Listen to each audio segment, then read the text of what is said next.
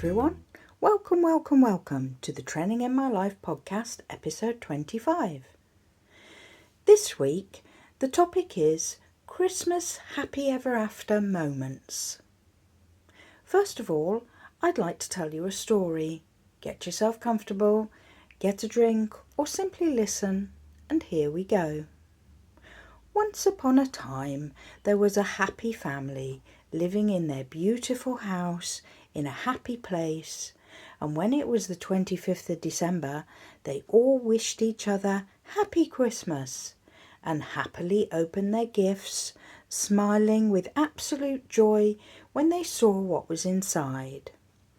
They happily ate a wonderful cooked dinner and happily thanked everyone for being together at this special time. This is Christmas Happy Ever After. That is Fantasy Christmas. And whilst you tell yourself, wouldn't it be wonderful if that was your Christmas, the reality would be incredibly boring, because part of what makes every big occasion where families large and small get together is the unpredictability of it. Great uncle falls asleep at the dinner table and face plants in his dinner, with mom shouting, "Don't you dare post that online," to all the family, merrily taking videos as he's lifted up, cleaned up and sat in his armchair. He's oblivious now, snoring in an armchair whilst images are going viral. There's a knock on the door earlier in the day and grumpy grandma snarls, "What did you do to your hair?" wiping the smile off second cousin's face. Someone will mention you've gained weight, then spend the next 2 days pushing plates of mince pies and chocolates at you in between enormous meals. Kids are fighting over the toys. Teenagers are either arguing, sullen, or sulking in the bedrooms. Parents feel exasperated because nothing worked out the way they'd hoped and just wanted to say, why can't everyone just be happy and get on with one another? The answer, of course, being because we're all unique individuals with our very own character and personality traits. They are what makes us who we are, and who'd want to be smiling on cue and saying and doing all the right things whilst being a turmoil of conflicting emotions on the inside? Expect less, enjoy more. There's such a big lead up to Christmas, so expectations have all that time to build and build and build up. So many elements to it.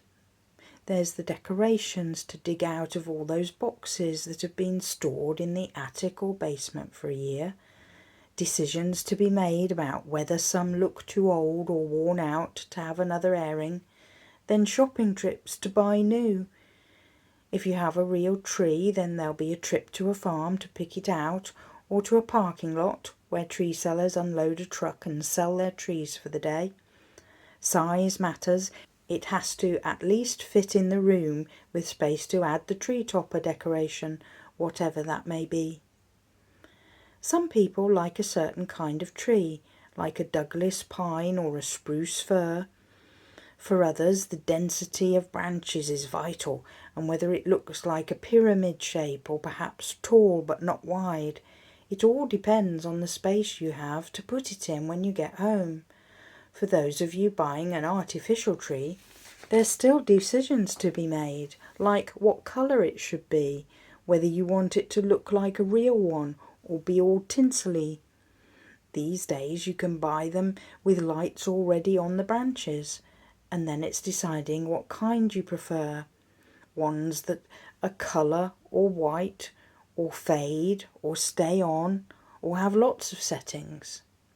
In other words, tree stress is a real thing.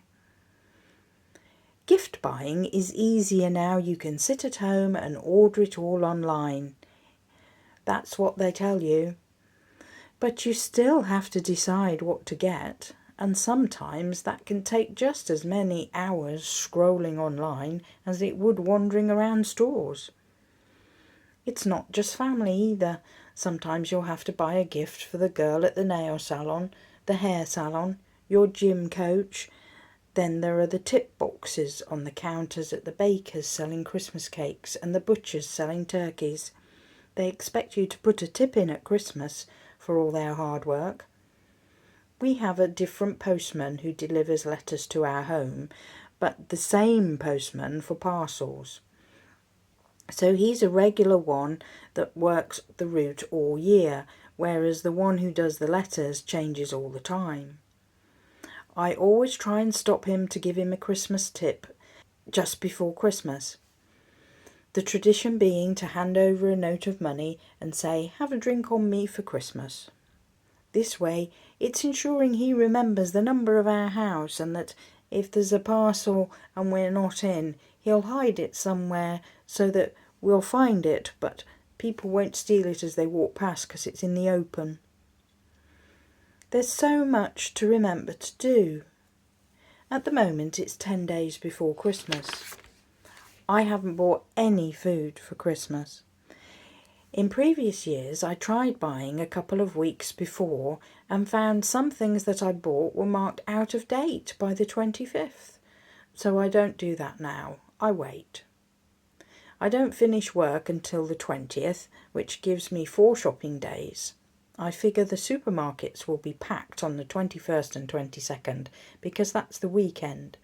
But Monday the 23rd will hopefully be less crowded. Realistically though, some things will be sold out and lines at the checkout will shuffle forward, being huge no matter what day you go. Isn't that part of Christmas? It seems like it. John decided he wants lamb for dinner on Christmas Day this year. This is because we've had turkey at Thanksgiving, so the options open for Christmas dinner are varied. We get to choose anything we feel like. So if I get to the supermarket and they've run out of turkey, then it's less of a big issue for me. Unfortunately, if you're one of those families who have visitors and are all expecting a huge turkey to be carved in the middle of the table, the honey glazed parsnips, just the right amount of crispy on the outside, and all the side dishes that are cooked every year, the pressure is on for you to make the Christmas dinner absolutely perfect. The Christmas pudding with flaming brandy butter or cream or custard. It's a very long meal to cook and deliver to the table with so many people seated around it, with so many expectations. You won't please everybody, and in all likelihood there will be something that doesn't cook exactly right. You just need to be realistic. Expect less, enjoy more. There are so many elements to go wrong. So many items that cook at different temperatures and for different times. This is why the happy ever after Christmas is rarely ever seen. You may say you don't expect Christmas to be perfect, but is there a part of you deep down inside that does wish for it to be like that? Arriving home to the hugs and kisses of your loving family and opening the gift you've been hinting you need for months, eating a delicious meal and waving goodbye a couple of days later with not a single cross word or resentful thought. Expect less and you'll enjoy more. Say that in your mind you imagine the worst case scenario, where you've arrived to squabbling parents, crying children, burnt food and a note in a card saying your gift was out of stock and will arrive in a couple of months. Then anything that goes right is going to feel like a Christmas fairy tale. Having thought the worst case scenario, you're so much more grateful to be amongst friends and family. You offer to help with the dishes because you realise how tiring doing all that cooking must have been. You realise that if your gifts don't include that one thing you'd hoped for, well, actually, it's not the end of the world. You'll save up and buy it yourself and probably appreciate it more after all that effort. Having adjusted your expectations and lived through the weeks of pre-Christmas stress, it's actually a gift in itself to simply not have to go to work and have a million things to buy and wrap. The only thing you have to think about is, well, nothing. Nothing really. And isn't that a treat? You may not have the happy ever after Christmas, but you can still have the happy ever after moments. The shared smile across the table with siblings rolling their eyes at Dad's speech that it's the biggest turkey he's ever seen. He says that every year. It doesn't matter what size it is. The woolly hats gifted by Grandma that you all have to wear out in the snow after dinner. Some are too tight, some are too big, and you start swapping them outside till you have one that's not squeezing your brains out or slipping down covering your eyes. You're all laughing before you even started the snowman. It's a happy ever after moment you'll remember for many Christmases to come. Back inside the house, your sister can't find her youngest and thinks the quiet can only mean he's up to no good. Mom finds him under the table fast asleep with the dog, and suddenly Sis is all tearing up at her perfect little angel. A happy ever after moment. Mom will always remember that people helped out in the kitchen and didn't leave her to do everything. The meal prep was shared and full of joking and laughter instead of her being left too tired and stressed out to enjoy the meal. She smiles and thinks it's now a new tradition, so next year we'll continue it. There's games in the evening that everyone joins in. Charades, Pictionary, or silly ones like wearing antlers for people to toss rings at so you can catch them. So much fun. It's all in the spirit of being together. When you're part of it, you're making memories, and every Christmas you get to make some more to add to your collection. Ask older relatives their Christmas memories. There won't have been iPhones or even computers. You may be surprised how different things were for them. My dad used to say they used to be happy with a marble in a cocoa tin. Giving that some thought, there are actually quite a few games you could play with those. If you set the tin on its side and lay down some distance away, you could roll the marble to get it inside, increasing the distance each time to get it in. You could stand the tin can upright and try tossing the marble into it. Again, increasing the distance.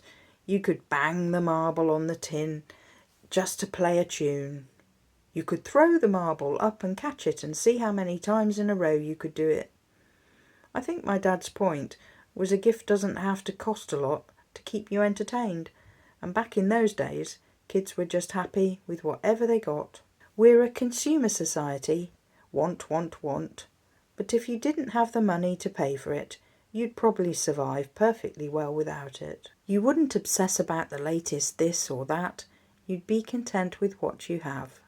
There's the simple joy of being the first person to put footprints in new fallen snow, to watch a sunrise or listen to water running downstream, walking on a low wall but pretending you're doing a tightrope walk. These cost nothing, but they still bring a smile to your face. Expect less, enjoy more. Wherever you're spending Christmas, if you go there expecting the best, enjoying the moments that you can smile at, and embracing all the changes when things aren't perfect, because it doesn't really matter, then you can walk away with some memories to laugh at. Help people out who are looking miserable. Just talk to them or suggest a breath of fresh air walk so you can listen. Notice the people who fade into the background, ignored because of others with larger-than-life personalities that are taking centre stage.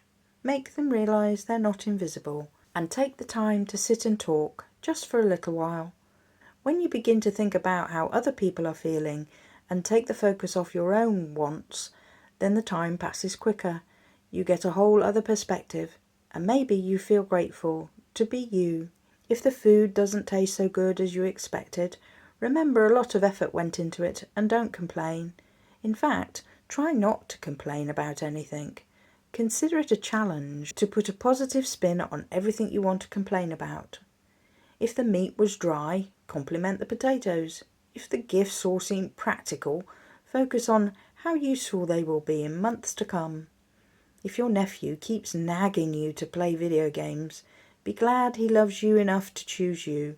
If the snow is heavy, don't worry about travel plans. That can wait. Just enjoy the natural beauty of it, the snow forts and snowball fights waiting to happen. You're cosy, safe and warm. That's a lot to be grateful for. Don't wish for the happy ever after Christmas. Make it one with all the moments shared with quirky relatives, the moments where you turned around embarrassing questions to compliment the person asking you to change the subject. Smiling at your strength of character, your resilience. Get through the day and make it good.